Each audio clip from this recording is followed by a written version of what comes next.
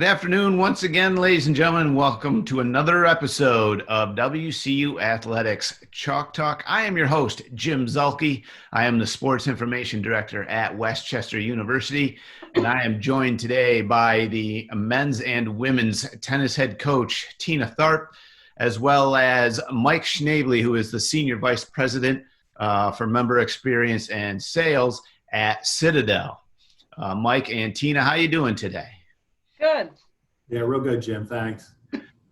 WCU Athletics Chalk Talk is brought to you by Citadel. And now, Tina, I guess we'll start with you. Just kind of bring the people up to speed here on how you've kind of managed this pandemic and this interesting to say the least situation for college athletics.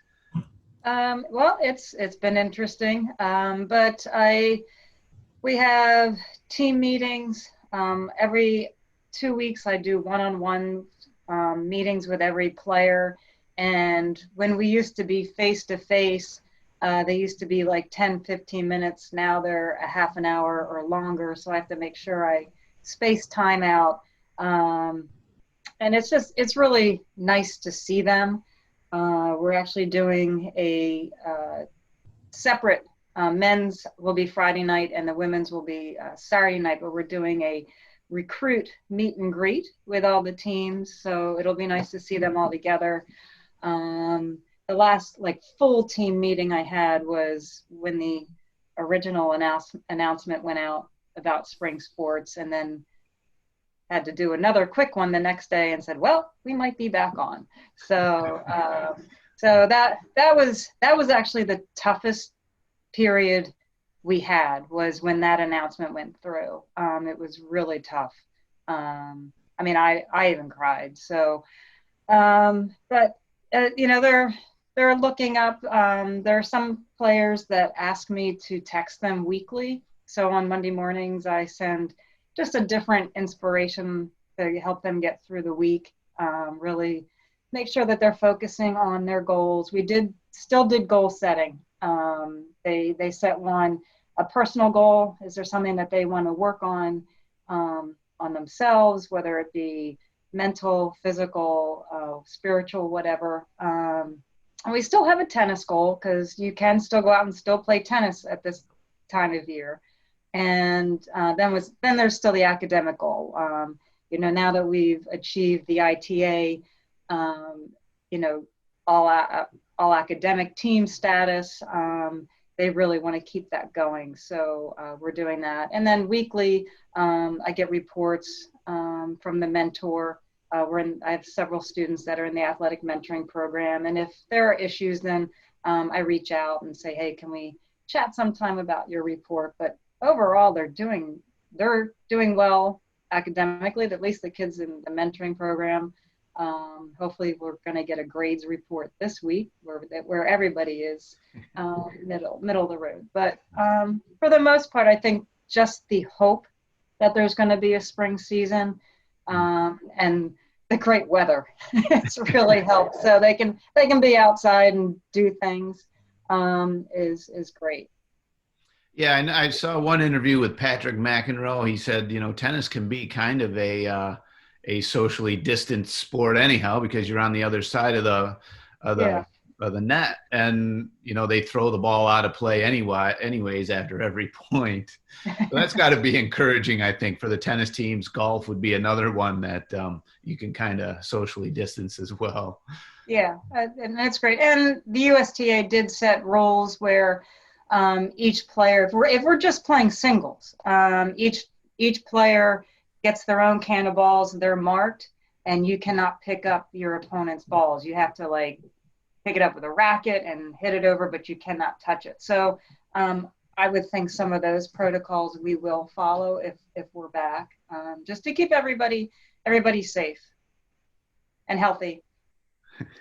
And now, Mike, kind of switching over to you, Senior VP at Citadel. Kind of explain to the people how the pandemic has affected your industry and how you've kind of tried to get through this period. Sure. Thanks, Jim. Appreciate you having me with you today. Obviously, it's been an unusual time for all of us. I work in the financial sector at Citadel, and we were deemed an essential business from day one. So we've been doing everything we can to assist our customers in adjusting to whatever life's throwing at them these days. I think we've been able to do a good job of that. We're positioned to continue that. We have retail banking. So initially we closed the lobbies of our offices and just had drive-through. And then on July 9th, in line with all the state's rules, we opened so people could come in and visit with us. And quite frankly, it's good to see people again, you know? It is. I mean, I stopped in the office last week, probably, I was in there 3 days, at different times doing different things. So I got to see different people, and it was just real, like, I haven't seen Shelly since March. And so it was, we talked for like a half an hour, and she's like, "Oh, you have to get doing something." And I said, "Well, I actually got here early, so I've got time." So that was really nice. Yeah, it's amazing how we miss people and those interactions, you know? Yeah. I'm going to miss my dog when I finally go back, and I think he's going to miss me. So that's what they said. Sometimes animals had a tough time adjusting to their owners being home all the time. They were probably thinking, "Aren't you going to work or something? Don't you have someplace to go?" Yeah. But I know, Tina, you were probably missing the Flyers games too when they shut down the hockey season. Oh boy, wasn't it fabulous to get hockey back? Oh my gosh! I mean, especially in August, that was so great. It was so much fun just to sit there and watch. And I mean, I know a lot of players probably didn't want to be there, but you didn't know. I mean, it was great hockey from every team that was in there. I enjoyed it. I was like, oh, life is getting back to normal. I enjoyed it until Montreal got defeated kicked out of the playoffs by Philadelphia, but that's okay. Yeah. I'm not bitter. I didn't follow it too much after the Flyers went out. So before we move on, I will just kind of run down some of the credentials for our audience. Mike, 19, let me know if I get any of this wrong, okay? But 1986 graduate of Westchester University, and a member of the Westchester Athletics Hall of Fame.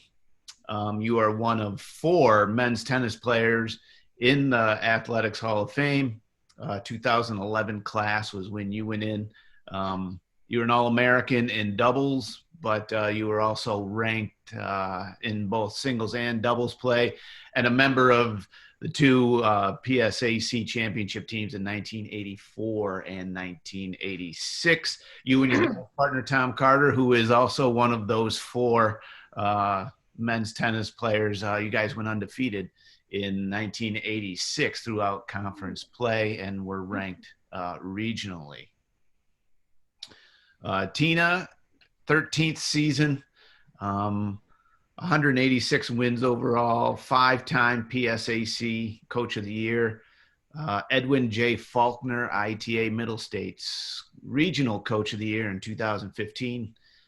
Tina has 4 PSAC titles on the women's side and 1 PSAC East title on the men's side. Her women's team has made 2 appearances in the NCAA Division II tournament. And now, Tina, turning to you,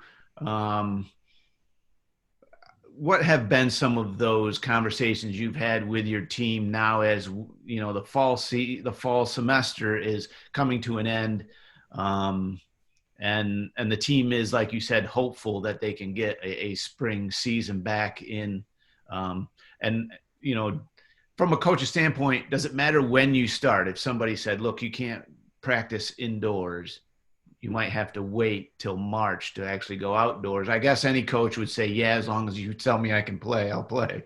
Yeah, I mean, that's it. And hey, I mean, I remember, boy, I mean, this goes back when J.J. Cook was on the team and Jimmy Aritas. We got a day in January, like a couple of days where we could go out and we could hit outside. So we did that. So I'll be weather watching. And if we can get outside and if it's a temperature that we would have to play in, we'll practice outside. I mean, I know my kids want to get together. I've got freshmen they're just dying to get here and get on campus and play. So, well, not dying, but it's probably a bad word to use these days. So, Mike, kind of take us through your playing days, if you can think back to when you were in college, kind of those times when you were able to get on the court, with your doubles partner, Tom Carter, and what those days were like, and kind of from an athlete's standpoint, what you're thinking about. Thanks, Jim. You did a nice job with Coach Thorpe's resume, but let me embellish on that just a little bit. Coach Thorpe's brought so much stability and continuity to the men's and women's tennis programs at Westchester. And back in my day, we had that with Coach Ron Woods and Russ Tapper for years. And then there was kind of a churn of coaches. And to have someone that's been in this role this long, this committed to it, is really a big deal for Westchester University sports, not just tennis. And she's given so many scholar athletes the ability to follow their passion for tennis, and whether they realize it or not, to develop into great future leaders. So, Coach, thank you for that. Well, Much thank appreciated. you. Thank you. I know I had a recruit the other day, and she goes, well, how long have you been here? And I had I read it because I had read it somewhere just recently, and I said, I've been here 13 years. I said, but I feel like I just started. I mean, I do love coaching, and Westchester is just a great place to do it. And was it a daunting task to, kind of like Mike alluded to, with so many coaches, kind of a revolving door there, especially on the men's side? You ended a 28-match losing streak on the men's side. Is that something you looked at as a daunting task when you took over, or did you not really worry about that and you just said, well, I'm now the coach, I'm going to go from day one? I probably had that there, but I met my players, and they were just such enjoyable people that I really enjoyed them, and they were ready to step up. I mean, they knew that I was here and I was full time, and that I wasn't going to go anywhere. And I made some changes. I actually had to kick off a couple people, but in the end, we got a great captain out of it. Pete Sifolius became my first captain, and then it just rolled from there. And I've enjoyed every team I've had, the makeup, and it's just kind of enjoying that relationship. And, our goal is to win, and I might be a little bit tough sometimes on that. My alumni will tell you that I've probably really loosened up some of the things that I do now, but it's, we've got to, I like winning. I don't like to lose, but, you can't get mad at somebody who loses, because it's not like they went out there to lose. They're trying, and they're juggling. And, fortunately, we do talk about the academic side with their students in it, and I don't know how some of them do it. Some of them are bio majors and heavy science and math, and I'm just like, I tell you, Jim, I was in Erringer one day, and I challenged Tina. We looked up at the men's tennis banner that's there in the wall, and the last time Westchester won the conference title was 1986. And I was the captain of that team, and I'm very proud of that. But heck, it shouldn't be that way. There's still lots more years after that. So I look forward to being there the day, Tina, you get to put up another year on that banner. Me too. We were close, and then we choked. I'll never forget. David Goldenberg just kept looking at me going, "What is happening? Like, Cody and Wanzel never lose," and I'm like, "It's called choking." It happened, unfortunately. So Mike, kind of, talk about some of the characteristics of those teams you played on that won those two PSAC championships. I know it might be a little ways to think back on those days, but what were some of the characteristics that really made it a championship team? That was a shot, wasn't it, Coach? You took a shot. Not at all. Not at all. I probably remember like it was yesterday. I do remember beating Bloomsburg when they had a 60-some match winning streak. Yes. that was pretty good. And Coach Woods at the time, he had gone to school with the coach at Bloomsburg at Ship. So, he didn't let it show, but I think he was pretty happy to have a win that day. I think, Joe, I think what comes to me is we often weren't the most talented players on the court. So we had to figure out how to win. What were our strengths? What were our opponent's weaknesses? And I didn't realize at the time, but I was doing a SWOT analysis on the fly. What are my strengths? What are their weaknesses? What are the opportunities? What are the threats? And, skills we still use today. But I'll tell you, and I'm sure Coach agrees with me, at the end of the day, I still think it often comes down to who wants it more. Am I willing to put up a little more pain, show a little more patience, a little more determination, a little more tenacity to make sure I win not only for me, but for my team? And that was really valuable to us when I was there. It was a team sport. And that's what I really enjoyed about tennis. Coming up as a junior playing, you're out there by yourself. Maybe you're playing doubles, there's one other person. But when I came to Westchester, it was a team sport. And that really meant a lot to me. Kind of talk about how you stayed involved, not just with the game of tennis, but with your alma mater at Westchester since you graduated. Yeah, so I serve on President Fiorentino's advisory council. By the way, Dr. Fiorentino was my economics professor, as you put it, way back when. Was that my phrase? I don't know. I was sufficiently offended, but I'll get over it. But I'll tell you, serving on that advisory council is a great opportunity to learn what's going on in the university community and provide some input. And I assure you, I always am quick to bring up the value of athletics and use a sports analogy whenever I can when I'm with that group. I don't want to say they forget about it, but I try to make it top of mind whenever I can. So, Tina, kind of talk a little bit about the importance of alumni like Mike Schnabely and David Goldenberg, who have really helped the program since their graduation. David was kind of part of that turnaround and part of that team that won the PSAC Eastern Division. Kind of talk a little bit about the importance of those alumni after they graduate. They're great. Like when we lose a match, it's like they text me and like, what? We don't lose. I'm like, well, because that team that like David Goldenberg, he's Goldie to me.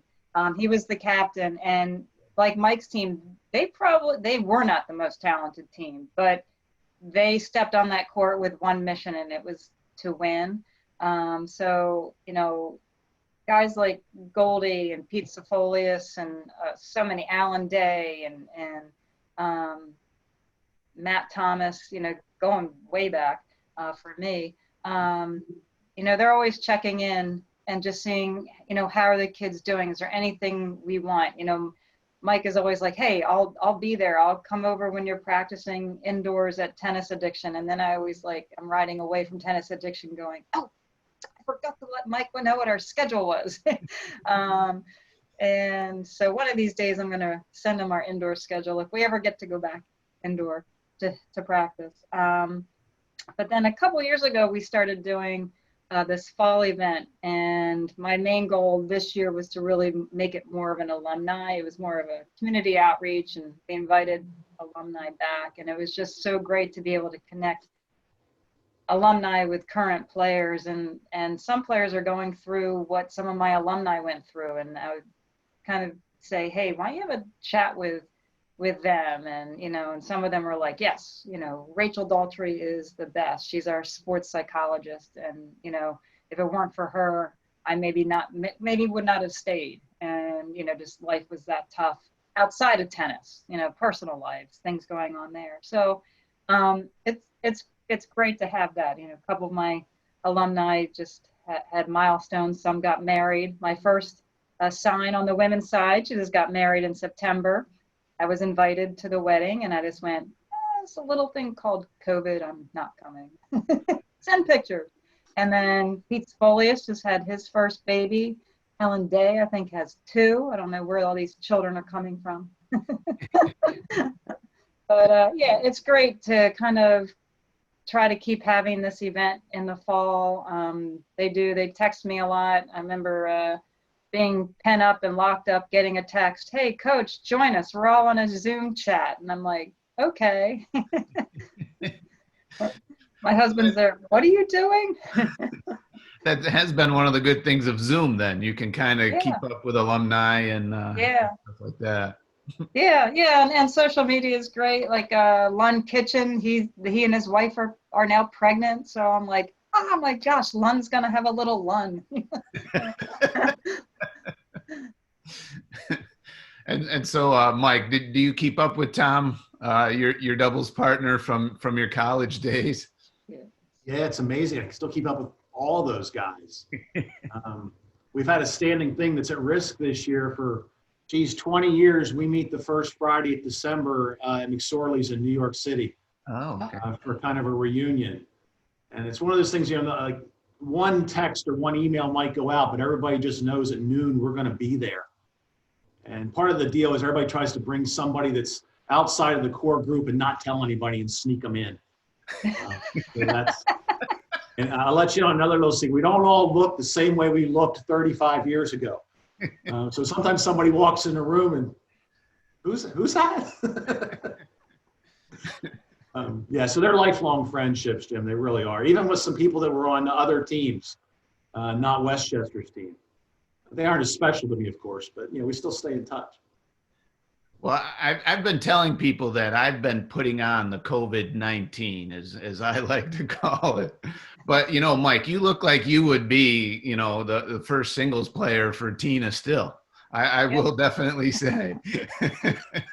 You must still play tennis. Yeah, I'm still playing a couple times a week in the summer and maybe once in the winter, and doing what we can to still play now. So, Tina, kind of getting back to some of what the team is thinking. Has this been a roller coaster, like you said, when the initial announcement came out in October that everything was shut down, and then a week later it was like, well, we will wait and see. How have the players on your teams managed that roller coaster of emotion? I've tried to, well, I mean, we didn't say, hey, let's wait and see. Our athletics department under Zeb and Terry put together a work task force, and what a great job of just compiling tons and tons of information that they did. I mean, Michael Ben would send out emails about what they were doing and kind of keep us up to speed.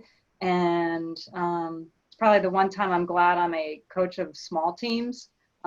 So I don't have to leave people home, or I don't have to tell someone that they're not playing, because pretty much when you have 8 players, everybody's playing. So it's just kind of communicating with my players, what's going on, what are we doing, and that we're fighting hard, and that our AD did tell us his first priority, yes, would be to have everybody back and playing. Is that realistic? No. He said, I think it's fairest, since they already lost the season, is my number one priority is to make sure that spring is back and competitive. And then if everybody else is there practicing, that's great. But I can't have my seniors graduate and only play 2 years. I mean, that's just insane. But, I also understand the concerns, the safety concerns. They don't have a handle on what this is. Hopefully President-elect Biden, who's announcing his task force today, will get a better hold on it. It's just been talking to them and being open and being honest, and my women's captain just inadvertently, like I think a week after everything, and she and I would talk, and she just reached out to her old team and said, let's meet and chat on 8 a.m. on a Thursday morning. And she texted me like 2 hours later, and she goes, we just talked, and she said, I just told people how I was dealing with stuff, because she normally doesn't. She kind of hides everything, and I think her openness to them brought all their feelings out. And she said, I think we're good. I think if we can get through this. And I said, great. And my men's captain, he goes, they don't talk. I'm like, yeah, I mean, I'm married to one of them, so I understand.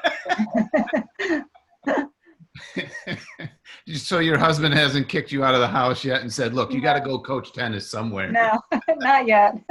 I know, he looks at me and goes, like, I'm working on a Sunday afternoon. He goes, what are you doing? I'm like, I have work to do. I have recruits I have to like reach out to. And I mean, I will say part of the hardest thing was recruiting.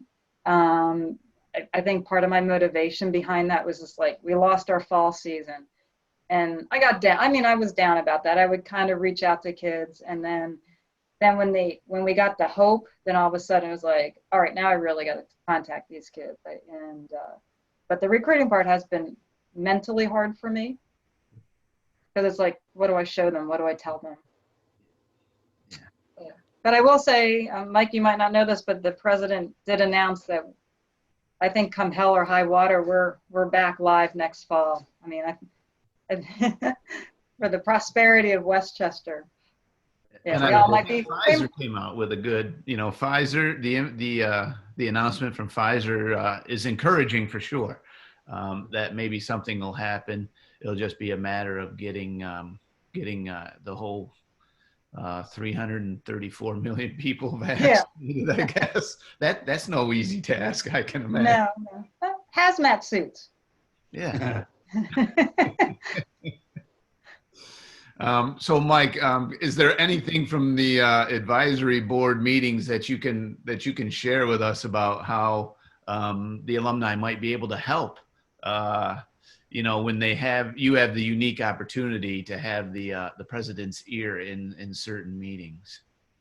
Yeah, I mean, Chris is a real level-headed guy and really understands, and I think he's going to bring all the parties together and strike a safe balance to go forward. So I don't have any fears about that at all. He totally gets it, and I think he's surrounded himself by some really good people. So I think we'll be in good shape. Coach, feel free to reach out to him. One last shout out for Coach here. When I think about titles I admire most out there, after mom and dad, it's not doctor, it's not president, with all due respect to Dr. Fiorentino, it's coach. So Coach Thorpe, again, thank you for the contribution that you've given to our scholar athletes, the alumni of a place I call the university. Thank you. Thank you. All right. Well, you know what? That seems like a real good place to leave it right there, because I couldn't have said it better than Mike. I appreciate you guys taking some time out. Mike, I know it's probably a busy day for you over at Citadel, and I appreciate you taking a half hour or so to kind of chat with us and reminisce about your days as an All-American tennis player and as a Westchester University graduate. And Tina, thanks again. I hope I didn't push or bump a meeting with your players, because that's what I really hate. No. This week they have a free week this week from me. They might get texts and things like that. Well, they will get texts, but. And all right. So for Mike Schneebly and head coach Tina Tharp, I am Jim Zulke. Thank you for watching WCU Athletics Chalk Talk.